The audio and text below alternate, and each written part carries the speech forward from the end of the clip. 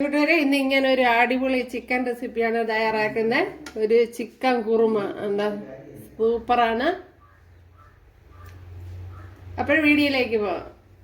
Hi കൂട്ടുകാരെ, സെലിംബ്ലാസിലേക്ക് സ്വാഗതം. ഇന്ന് ചിക്കൻ വെച്ചുള്ള ഒരു റെസിപ്പി നോക്കാം, അതായത് ഒരു ചിക്കൻ കുറുമ നോക്കാം. ഇതിനകത്ത് വെജിറ്റബിൾ ഒന്നും ചേർക്കുന്നില്ല, അല്ലാതുള്ള സാധാരണയായിട്ടുള്ളൊരു കുറുമയാണ് തയ്യാറാക്കുന്നത്. അതിനായിട്ട് ഒരു കിലോയ്ക്ക് മുകളിൽ ഒരു അത്രയും ചിക്കനാണ് എടുത്തിരിക്കുന്നത്.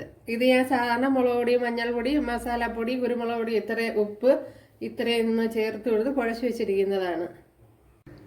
ഇവിടെ ഒരു ചട്ടി വെച്ച് എടുത്തിട്ടുണ്ട്. അതിലേക്ക് നെയ്യ് ചേർത്ത് കൊടുക്കുക. ഇതിലേക്ക് 1 ടേബിൾ സ്പൂൺ പെരിഞ്ജീരകം, ഇതേപോലെ 2 തക്കോലം, 4 ഗ്രാമ്പു പട്ട, ഒരു 5 ഏലക്ക, ഒരു 4-5 കുരുമുളക് ഇത്രയൊന്ന് ചേർത്ത് കൊടുക്കുക.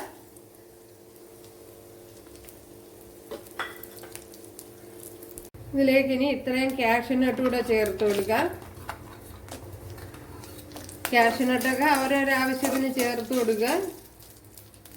ഇനി ഈ സവാളയും കൂടെ ചേർത്ത് കൊടുക്കുക.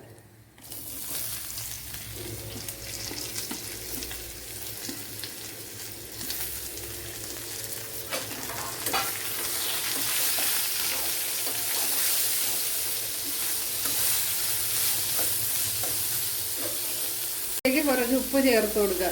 ശകലം കറിയിലേക്ക് ചേർത്ത് കൊടുക്കുക. ഇവിടെ സവാളയൊക്കെ വഴണ്ട് വന്നിട്ടുണ്ട്. ഇതിലേക്ക് ഒരു തക്കാളിപ്പഴം ഇതേപോലെ കട്ട് ചെയ്ത് ചേർത്ത് കൊടുത്തിട്ടുണ്ട്.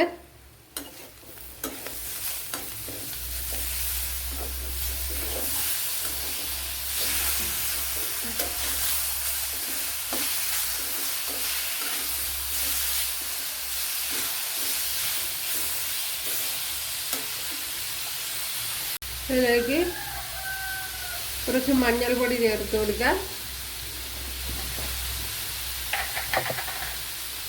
അതേപോലെ തന്നെ മല്ലിപ്പൊടി,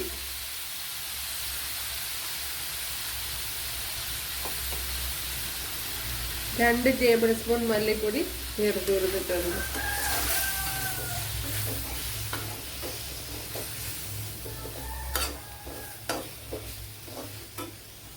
ഇതിലേക്ക് 1 ടീസ്പൂൺ കാശ്മീരി മുളക് പൊടി,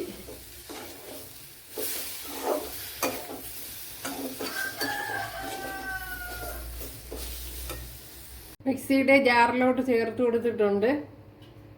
ഇവിടെ ബട്ടർ ചേർത്ത് കൊടുത്തിട്ടുണ്ട്. ഇതിലേക്ക് 2 ടേബിൾ സ്പൂൺ ഇഞ്ചി, 10 അല്ലി വെളുത്തുള്ളി,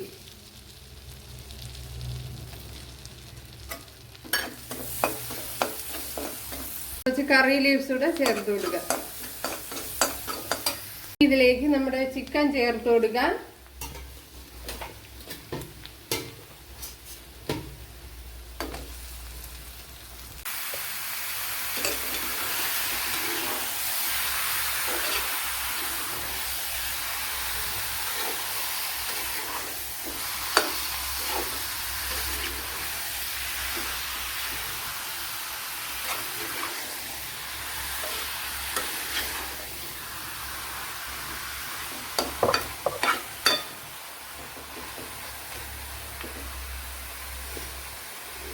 ചിക്കൻ ഒന്ന് അടച്ചു കൊടുക്കുക.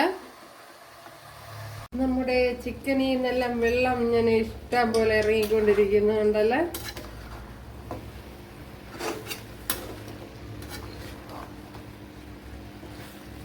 ഇനി വെള്ളമെല്ലാം വറ്റി വരണം.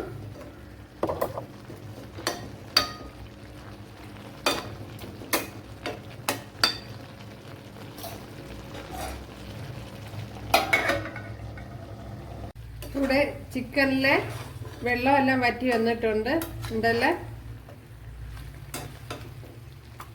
ഇനി നമുക്ക് അരപ്പ് ചേർത്ത് കൊടുക്കുക. അരച്ച് വെച്ചിരിക്കുന്ന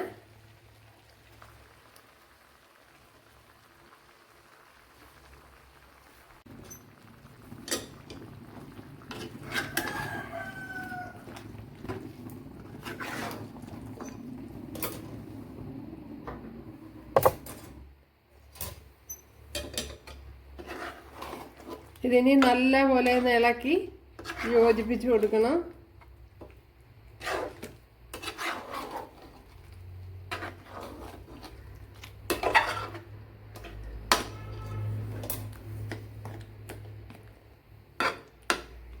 അതിനുശേഷം മിക്സിയുടെ ജാറൊന്ന് കഴുകി ഒഴിച്ചു കൊടുക്കുക.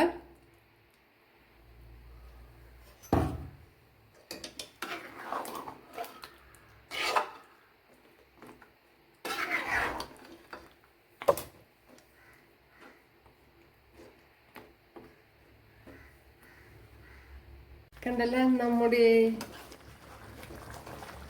ചിക്കൻ കുറുമ നല്ല പരുവത്തിന് വന്നിട്ടുണ്ട്.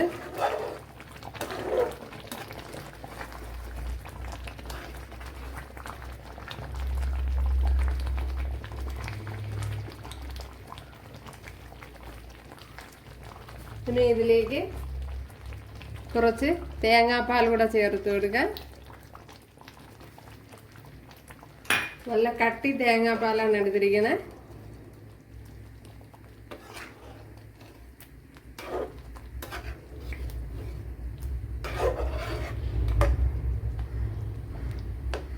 ഇതൊക്കെ ഇനി കൂടുതലിട്ട് തിളപ്പിക്കേണ്ട ആവശ്യമില്ല. ഇനി തീ അങ്ങ് ഓഫ് ചെയ്യാം. ഇനി ഇതിലേക്ക് കുറച്ച് മല്ലിയിലയും കൂടെ ചേർത്ത് കൊടുക്കുക.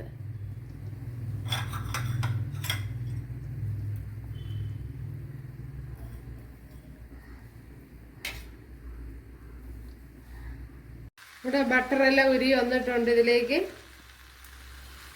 ഈ കടുക് ചേർത്ത് കൊടുക്കുക.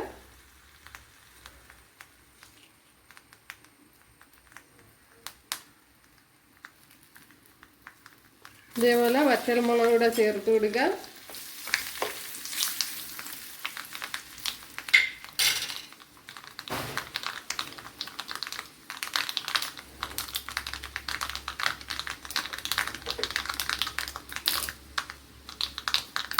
ഇനി കുറച്ച് കറി ലീവ്സ് കൂടെ ചേർത്ത് കൊടുക്കുക.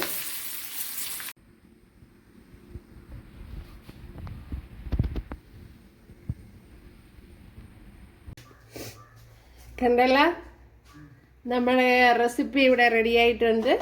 അപ്പോൾ എല്ലാവരും ചെയ്ത് നോക്കുക. ഇഷ്ടമായ സബ്സ്ക്രൈബ് ചെയ്ത് സപ്പോർട്ട് ചെയ്യുക.